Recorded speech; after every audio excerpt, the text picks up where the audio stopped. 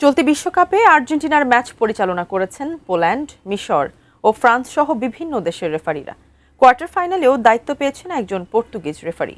তবে এখন পর্যন্ত আর্জেন্টিনার কোনো ম্যাচেই দেখা যায়নি ইংল্যান্ডের কোনো রেফারিকে। কিন্তু কেন? এর নেপথ্যে কি রয়েছে? বিস্তারিত জানাচ্ছেন মেহেদী হাসান। চলতি বিশ্বকাপে এখন পর্যন্ত আর্জেন্টিনার ম্যাচ পরিচালনার দায়িত্ব পেয়েছেন বিশ্বের বিভিন্ন দেশের রেফারি। এই তালিকায় রয়েছেন পোল্যান্ড, মিশর, রোমানিয়া, কানাডা ও ফ্রান্সের রেফারিরা। এবার সুইজারল্যান্ডের বিপক্ষে কোয়ার্টার ফাইনালেও আর্জেন্টিনার ম্যাচ পরিচালনা করবেন একজন পর্তুগিজ রেফারি। তবে এই তালিকায় একটি বিষয় বেশ চোখে পড়ার মতো। বিশ্বের বিভিন্ন দেশের রেফারিরা আর্জেন্টিনার ম্যাচ পরিচালনার দায়িত্ব পেলেও এখন পর্যন্ত কোনো ইংলিশ রেফারিকে সেই দায়িত্ব দেওয়া হয়নি। অর্থাৎ একের পর এক দেশের রেফারিরা আর্জেন্টিনার ম্যাচ পরিচালনা করলেও ইংল্যান্ডের রেফারিরা এখন পর্যন্ত এই তালিকার বাইরে রয়েছেন। অথচ চলতি বিশ্বকাপে ইংল্যান্ডের দুই অভিজ্ঞ রেফারি অ্যান্থনি টেলর ও মাইকেল অলিভার নিয়মিত ম্যাচ পরিচালনা করছেন।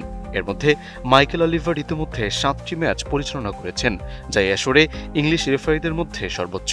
তারপরও নকআউট পর্বে আর্জেন্টিনার কোনো ম্যাচে তাদের কাউকে দায়িত্ব দেওয়া হয়নি।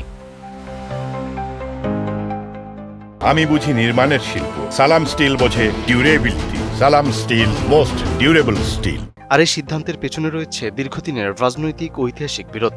সম্ভাব্য বিতর্ক এড়ানো এবং ম্যাচের নিরপেক্ষতা নিয়ে যেন কোনো প্রশ্ন না ওঠে, সে কারণেই আর্জেন্টিনার ম্যাচে ইংলিশ রেফারি নিয়োগ করা হয় না। তবে ঐতিহাসিক প্রেক্ষাপট বুঝতে হলে ফিরে যেতে হবে 1982 সালের ফকল্যান্ড যুদ্ধে। ওই বছর দক্ষিণ আটলান্টিকের ফকল্যান্ড দ্বীপপুঞ্জের মালিকানা নিয়ে আর্জেন্টিনা ও যুক্তরাজ্যের মধ্যে শুরু হয় রক্তক্ষয়ী যুদ্ধ। 2 এপ্রিল থেকে 14 জুন পর্যন্ত চলা এই সংঘাতে দুদেশের বহু সেনা নিহত হন। শেষ পর্যন্ত যুদ্ধে আর্জেন্টিনা পরাজিত হলেও ফকল্যান্ড দ্বীপপুঞ্জের মালিকানা নিয়ে দুদেশের বিরোধের অবসান হয়নি। যুদ্ধ শেষ হওয়ার কয়েক দশক পরও রাজনৈতিক সম্পর্ক এবং দুদেশের মানুষের আবেগে সেই সংঘাতের তিক্ততা রয়ে গেছে। আর এই ঐতিহাসিক বিরোধের প্রভাব শুধু রাজনীতির মধ্যেই সীমাবদ্ধ থাকেনি, ফুটবল মাঠেও এর প্রভাব স্পষ্টভাবে দেখা গেছে। এর সবচেয়ে বড় উদাহরণ 1986 সালের মেক্সিকো বিশ্বকাপের কোয়ার্টার ফাইনালে আর্জেন্টিনা ও ইংল্যান্ডের মধ্যকার ঐতিহাসিক ম্যাচ।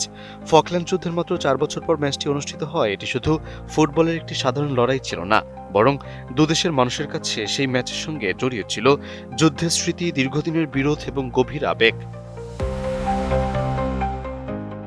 সেই ম্যাচে ডিয়েগো আর্মান্দো ম্যারাডোনা করেন বিখ্যাত হ্যান্ড অফ গড গোল।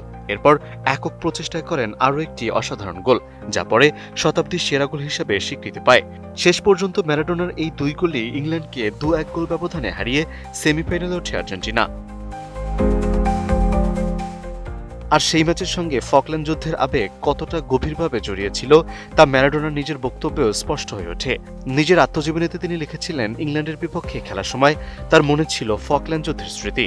তার এই মন্তব্য থেকেই বোঝা যায় দুদেশের ফুটবল প্রতিদ্বন্দ্বিতার সঙ্গে শুধু মাঠের লড়াই নয়, দীর্ঘ রাজনৈতিক ইতিহাস ও গভীর আবেগও জড়িয়ে রয়েছে। মেহেদী হাসান, এটিএন নিউজ।